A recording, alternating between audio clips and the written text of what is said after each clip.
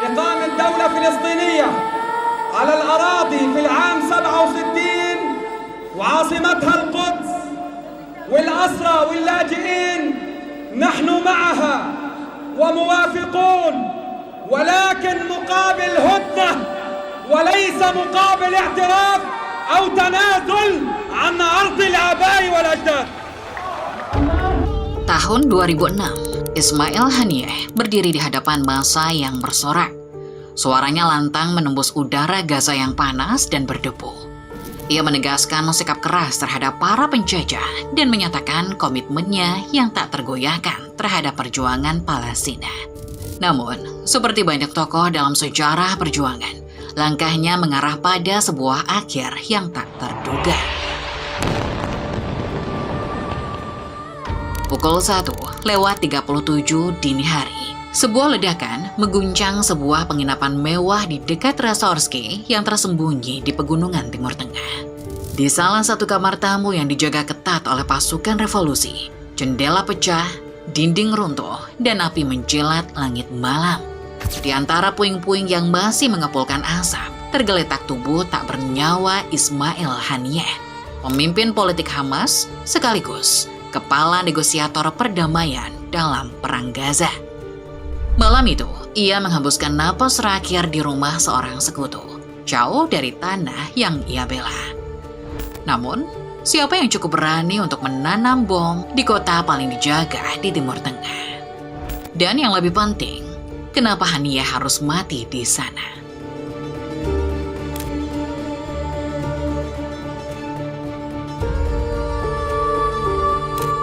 Ismail Haniyeh lahir di kamp pengungsi Al-Shati di Gaza tahun 1962.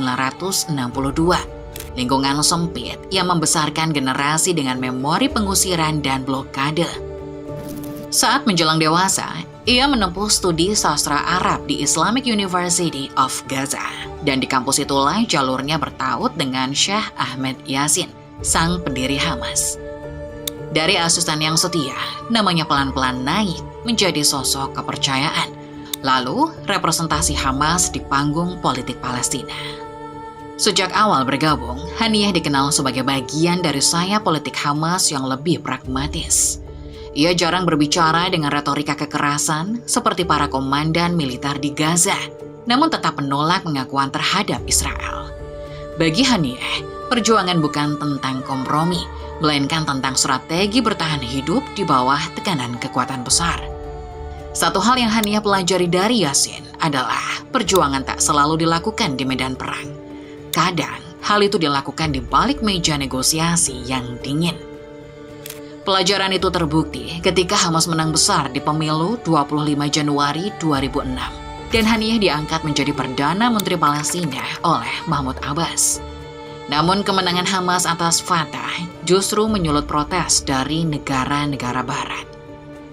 Hal ini karena mereka menganggap bahwa Hamas adalah kelompok teroris dan lebih ekstrim ketimbang Fatah yang moderat dan mau menerima keberadaan Israel. Akibatnya, bantuan internasional dibekukan, transfer pajak dihentikan, dan sanksi dijatuhkan. Di dalam negeri, benturan antara Hamas dan Fatah menghasilkan sebuah perang saudara kecil sepanjang 2006 hingga 2007 yang mengakibatkan setidaknya lebih dari 600 orang tewas dengan 98 diantaranya adalah warga sipil. Haniyeh berupaya menengahi konflik internal tersebut, namun upaya itu gagal dan berakhir dengan Hamas menguasai Gaza, sementara Fatah mengendalikan tepi barat. Per Juni 2007, blokade total terhadap Gaza dimulai. Sejak saat itu Israel menutup perbatasan, sementara Mesir membatasi akses di sisi selatan melalui Rafah Crossing. Gaza pun terputus dari dunia luar dan menjadi laboratorium hidup bagi krisis kemanusiaan yang belum berakhir hingga kini. Tapi, dari tekanan bertubi-tubi itulah yang memaksa Hamas untuk menata ulang arsitektur kekuasaannya. Pasca bertahun-tahun blokade dan konfrontasi, pada tahun 2017, Haniyeh dipilih memimpin Biro Politik Hamas setelah membagi peran antara diplomatik dan logistik Gaza dengan diplomatik luar negeri dengan basis operasi di ibu kota Qatar. Di negara yang kecil dan stabil itu, ia menjadi jembatan yang berbicara dengan mediator dari Mesir, Iran, bahkan mediator internasional Amerika Serikat tanpa ancaman langsung dari Israel. Namun, kepindahannya bukanlah pelarian, melainkan strategi bertahan. Dengan tinggal di luar Gaza, Haniyeh bisa mencari dana, membangun dukungan politik, dan memastikan Hamas tetap diakui dunia Arab. Haniyeh mulai memainkan peran barunya sebagai juru bicara Hamas di dunia internasional dan bukan lagi sekedar pemimpin lapangan. Ia berbicara dengan para mediator, membuka jalur negosiasi, dan menjaga hubungan dengan para sekutu. Haniyeh mungkin percaya bahwa dirinya aman di Doha, terlindung di bawah diplomasi. Tapi setiap pesan yang ia kirim, setiap tangan yang ia jabat, menambah satu musuh baru di tempat yang tak terlihat. Dan ketika ia akhirnya tiba di Teheran, kota yang ia anggap rumah kedua, bayangan yang selama ini mengintai dari jauh, kini mulai menjangkaunya. Dini hari yang tenang di kawasan utara kota, udara dingin dari pegunungan Alborz mengalir melewati Tohal Resort. Destinasi ski terkenal yang berjarak hanya beberapa kilometer dari kompleks istana kerajaan Iran di masa lampau. Dari kursi gantung di lereng, siapapun bisa melihat area hijau luas yang dipenuhi pepohonan tersebut. Dan tidak jauh dari sana, terdapat bangunan beton berlantai 5, di mana tamu kehormatan Republik Islam biasanya menginap. Pukul 1.37 dini hari, ketenangan itu pecah. Sebuah ledakan keras mengguncang sisi barat bangunan IRGC Guest House tersebut. Jendela hancur, dinding ambruk, dan kilatan cahaya dari hasil ledakan menerangi langit malam. Di dalam reruntuhan itu, Ismail Haniyeh, pemimpin politik Hamas yang baru saja menghadiri pelantikan presiden baru Iran, ditemukan tak bernyawa. Hari itu, Haniyeh bukan datang ke Iran untuk berperang, melainkan sebagai tamu kehormatan Ayatollah Ali Khamenei. Siang sebelumnya, ia menghadiri pelantikan Presiden Masoud Pezeshkian, penerus almarhum Ibrahim Raisi yang tewas dalam kecelakaan helikopter 2 bulan sebelumnya.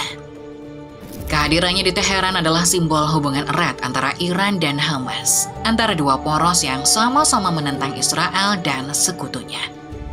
Sayangnya, simbol tersebut terletak tepat di tengah jantung kekuasaan Iran sendiri.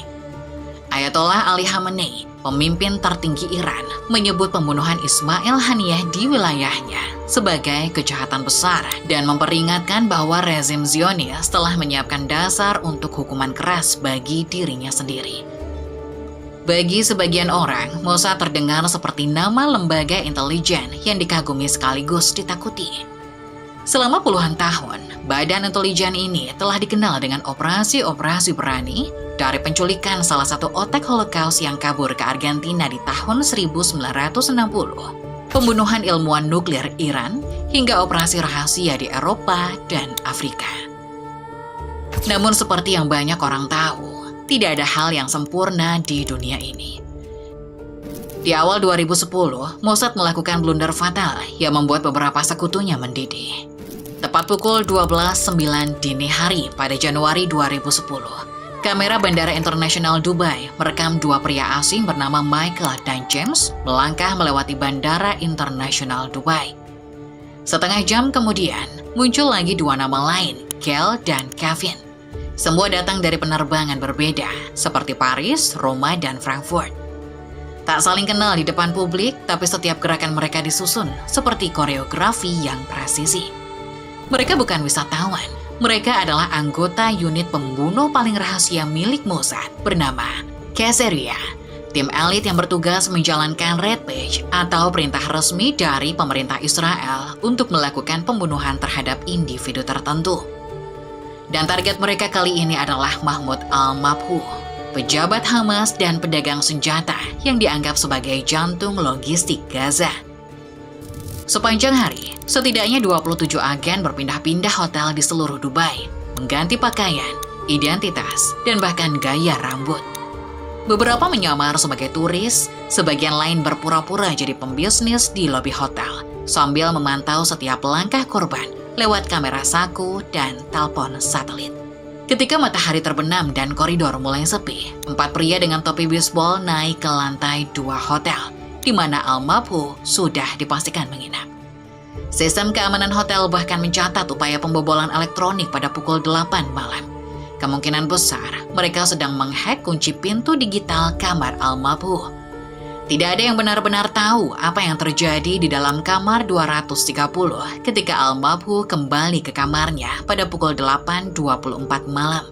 Tapi yang penyelidik Dubai tahu, korban disuntik obat succinylmetonium chloride, pelumpuh otot yang membuat tubuh tak bergerak tapi tetap sadar.